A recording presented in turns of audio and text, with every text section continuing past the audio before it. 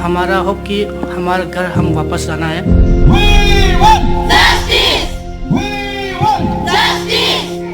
Why would they harm a school?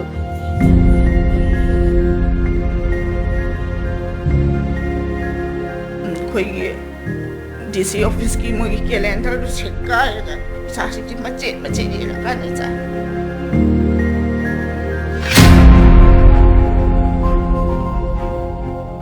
At the center of the escalating violence in Manipur that started on May 3rd is an unfolding human tragedy.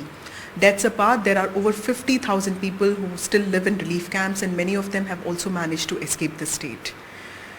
To add to the stories of resistance and bravery, we have two brave Manipuri women here. One of them is the headmistress of a boarding school who not just had to escape the state and the violence, but also had to protect 90 of her students. Another one had to escape the state and the brutalities with 9 of her family members, including 2 elderly parents and 3 children. We're going to talk to them and understand what's happening in the state and what is it that they had to go through. Hi. You are a headmistress of a school and you also had students on that night. Tell us what really happened and how did you get communication of this incident? What is it that you saw? So the incident started on May 3rd at Lamka district, and we got reports, we got videos started circulating on WhatsApp, and videos were going viral on WhatsApp status, and we saw those and we thought that it would just end in Lamka as it usually does, but this time it was different, and the problem had shifted, had already started in our own area as well, but different kind of different mobs, not from Lamka district but people from our nearby places. So they attacked a village just less than 10 kilometers away from ours, and it was already around 11 p.m. of the third night itself. And when we heard such reports, we now realized that it was not what we thought. It was not just a minor a minor problem that usually occurs aftermath a protest and really peaceful protest. So we started packing our bags, and since we were in the middle of a school year, we had our students residing in the boarding and the hostel, and there were approximately about 90 students, and I asked my wardens to wake the students up because it was already night. They were sleeping peacefully, and the next day we had school. So they were packing their things. Some of them did not pack because, like I said, we thought the problem would be over by the night, even if it goes over throughout the night. Also by morning we would all be fine, and we would come back and then resume our normal schedule and start our day again. So they took what they needed immediately. They took their blankets, and we transported them to the nearby forest area, and they spent the night there. And by next morning, we thought we heard reports that the mob had already left. So we requested the wardens to bring the students back on foot. They came on foot, and as soon as they reached our campus again, we were readying to give them breakfast, and they were just settling down, and then another phone call came saying that they had already reached again, but in larger number this time, and they have started burning a nearby house, another house and nearby village, and because of that, since it's just 1 kilometer away from there, we realized that and one of we realized that we had to leave. And the previous night, only my students and some of the villagers left the premises of our village. But this time we realized that we all had to leave, and that it's becoming a reality now. So we all left, but some of the village members and my parents and we stayed behind, thinking that we could, if they were people from our own area, then we have lived together for generations. So we thought that we could talk some sense into them and say this is not right, you should not do this. Even if it happens in another district, we all love each other, we care for each other. And the school that we were running, it was a family-run school, and it was running for over 30 years. So, and it catered to a lot of villages near it, and it's still 10th standard, and it's the only school that, in that vicinity that has still 10th standard. So everybody knows our school, and everybody has grown and has benefited from our school. So we're like, why would they harm a school? Even requested the teachers who belong to the other community that were working in my school. I told them the same thing, and they all promised me that it would not happen. But it was a mob, so there was nothing that we can do to stop the mob. So we all had to flee by 4th evening, and by that time our students were there for like one night and one day in the forest. So we all went there to be with them, and we hid there. And a friend of mine gave me this number of an army, Assam Rifle soldier, and I contacted him, and he was able to connect me to their commander. So he graciously agreed, and he agreed around evening of 5th night. But then because of some reasons, I don't know, but they only could come around 10 p.m. of 5th night, and they arrived, and we were taken, we were rescued, and we had to, because they could not come into the area we were hiding, we had to walk all the way where they were parked, and the convoy was there. And our village was literally a border of Imphal East and Imphal Kampopi district.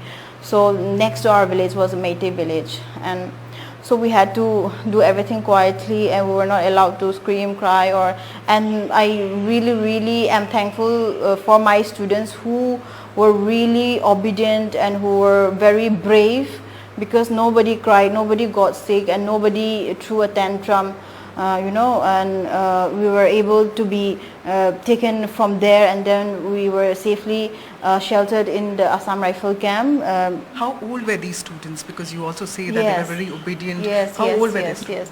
So since like it's still 10 standards from pre-nursery class, it's ranging from 3, 4 to 15 years of age. But the saddest thing is our school, I had requested my colleagues and people from nearby the village, who the Meiteis, I had requested not to harm the school, but after we left, we heard reports that it was burned down anyway. So I was really mad, because fourth morning, when the problem was still, when the violence still kept happening, I asked myself, what is the CM doing? Because if two people are fighting, as a teacher, my conclusion is, as a teacher, if I see two of my students fighting, then I stop them, right? I do not let them continue fighting. And as a parent also, if you see two kids, if one of your kids or two of your kids is fighting, then you stop the fighting, and then you sort it out. You sort out the problem. But this time he was not doing anything. He was not saying anything at all. I was asking this question since 4th morning, and he did not utter a single word of, let this stop, this is not right, and all that. And my students are still back home. I have the opportunity to come here. I had the opportunity to come here, but my students are still there without going to school. There are some of my students, they call me up and, Miss, where do we go to school? The schools are not opening, and what are you doing there? It's really heartbreaking to say that I'm outside. So this was the headmistress of a school, of a family-run school that was burnt down in the Manipur violence in the month of May, after which she has managed to escape to Delhi, but her primary worry is the future of her students and the future of a state that she feels is seeing a violence that it has never seen before. We are here to also talk to the other woman victim who has managed to come to Delhi. It was really difficult to handle the situation because I have 3 kids, my mother-in-law and my father-in-law. It was really horrible that day when the mob came. We were hiding inside the toilet because our house was made of wood, And if they throw the fire, it will burn easily. So there's no place to hide. The lights were shut down, everything, and we were inside the toilet, and we prayed to God that God would help us. At the time, even my youngest son, Mama, I don't want to die at this moment. I'm so scared, and he cried. And I comfort him at that moment. Even though I comfort him, it's really hard for me to, because I'm also scared, my own. And my kids were very obedient. They're very obedient even though they're small, especially the two smaller ones. They were crying everywhere, were shouting, screaming, very dark, very horrible. And when they try to smash every gate, so they try to push our gate and they throw stone, big stones inside our house. We were so scared inside the toilet. The toilet was not big. It's very small. So we were very scared. We prayed and prayed. And at that moment, before that, the Manipur police, they were coming. But then when the mob came, they chased away all the police. So they could not protect us at that moment. And when they reached our house, the Pangal is next to our locality. They ran and they tried to save us. Because of them, we are safe. We are safe. We thought that the CM, he will do something, but then there's nothing, no news at all, and we have to pack and leave. We have to pack and leave. We are forced to pack and leave. It's really hard. With old people, with kids, it's not easy. With our little backpacks, we could not even run at that moment. But then we have to hide. And the fourth night we were hiding in their place. The fifth day, they called Assam Rifles to take us to the camp. So we were in the camp, and it was really hard to say. Thousands and thousands of people were there. Thousands and thousands of people were there. It's really hard to eat food. And even some kids, one kid I still remember, he has cancer, and the other kid, he's paralyzed. They were in the hospital and they were tested. So they flew away from the hospital and we were there. It's really hard to see them. It's really hard, ma'am. I don't know how to express. But then when we are out from our locality, some Pangals, they said that there were 7 people were killed. They were eaten by dogs, and it's really, we don't know, their parents might be searching them, and it's really hard.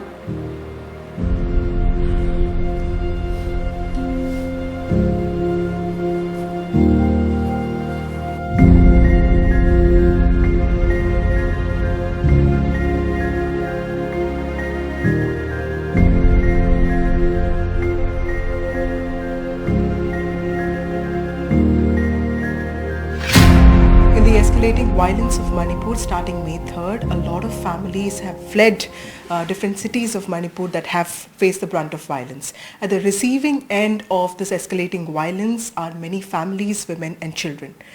One of them is with me right now, and this family, which includes 2 little children, has been through this whole journey of Imphal, Moirang and now Delhi. They actually hail from Churachandpur. We're going to talk to them and understand what is it that they went through. Sir थोड़ा बताइए कि आप किस तरह वहाँ से आपका जाना हुआ और क्या देखा आपने? जिस दिन जो लड़ाई हुआ है 3 तारीख को, 3:30 में ये लड़ाई शुरू हुआ है और 5:30 बजे में वो लोग हमारा घर को जला दिया है। उसके बाद में हम लोग छुपाता है किसी कोने में, किसी घर का बगल में। तो सुबह का 4:30 बजे में हम लोग असम राइफल में पहुंच गया और उसके बाद हम लोग 1 हफ्ते में असम राइफल में रहता है। तो किसी ने हमको पूछा कि आप लोग कैसा है, क्या खाता है, क्या पीता है। हमारा चुराचांदपुर का डीसी ने भी कभी नहीं पूछता है, एसपी ने भी कभी नहीं पूछता है कि आपका ये कैसा हुआ है। और कभी हम लोग असम राइफल के अंदर में है लेकिन हम लोग सुरक्षित में नहीं है, क्योंकि वहाँ का हर सिक्योरिटी वो लोग का आदमी है, सब लोग कुकी लोग हैं। जो हम लोग को जब हम लोग को सिक्योरिटी के अंदर में घुसने के लिए कहा है तो हम लोग घुस गया। तो अंदर में बहुत आदमी, हम लोग कम से कम 2 से 3 हज़ार आदमी है। तो अंदर में बहुत टाइट हुआ है, तो सांस लेने का नहीं भी होता है। तो हम लोग सब बाहर निकला तो पुलिस पर्सनल ने हम लोग को धमका दिया, अंदर में जाओ, अंदर में घुसो, बाहर में निकलो, मारूंगे क्या, ऐसा बोलता है। तो हम लोग फिर अंदर में घुस गया। तो रात में फिर वो लोग ने हम लोग को बहुत टेंशन दिया है। जब हम खाना बनाता है तो वो लोग लकड़ी ने और पत्थर में हम लोग को हमला किया है। तो फिर हम लोग फिर भाग गया। तो वो लोग जाने के बाद में फिर हम लोग अंदर नीचे में आया, फिर खाना बनाया। तो खाना खाने के टाइम में वो लोग ने लड़ाई शुरू किया। वो क्या तैयार को जला दिया और पत्थर मारा। तो हम लोग खाना नहीं गया, फिर अंदर में घुस गया। बच्चा लोग बहुत रोता है, बच्चा लोग को बहुत टेंशन भी हुआ है। तो हमको बहुत गुस्सा होता है कि वो लो आदमी को हम बाहर जाकर मारूं, क्योंकि बहुत टेंशन देता है हमको। हाँ,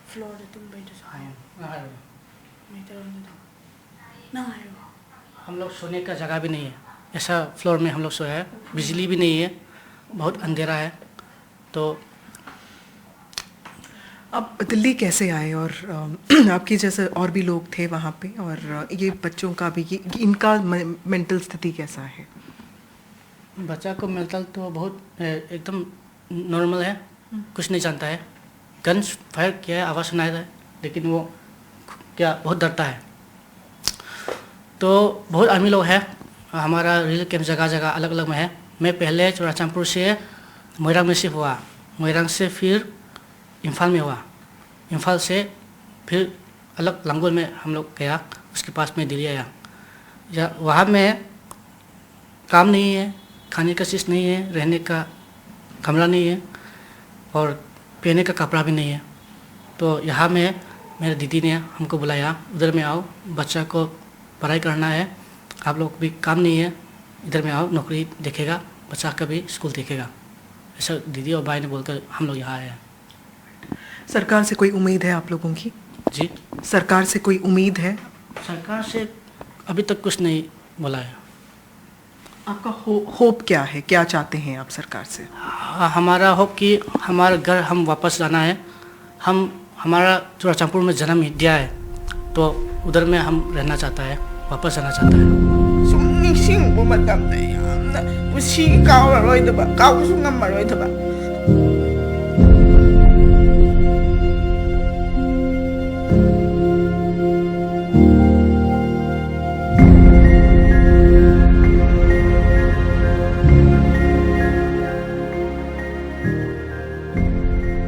Violence in Manipur refuses to abate, and this violence has been escalating since May 3rd.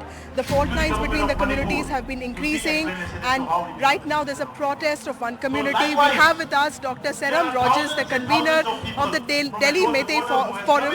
who's going to tell us what this protest is all about and what he expects from the government. Like Manipur is a community living by the 34 community, and Manipur cannot be divided on the community line. We can discuss all the issues and other issues, but based on the certain kind of exclusive for only one community, trying to divide is not acceptable. So it is against. That is why we are here to say that the government of India please intervene and stop this violence.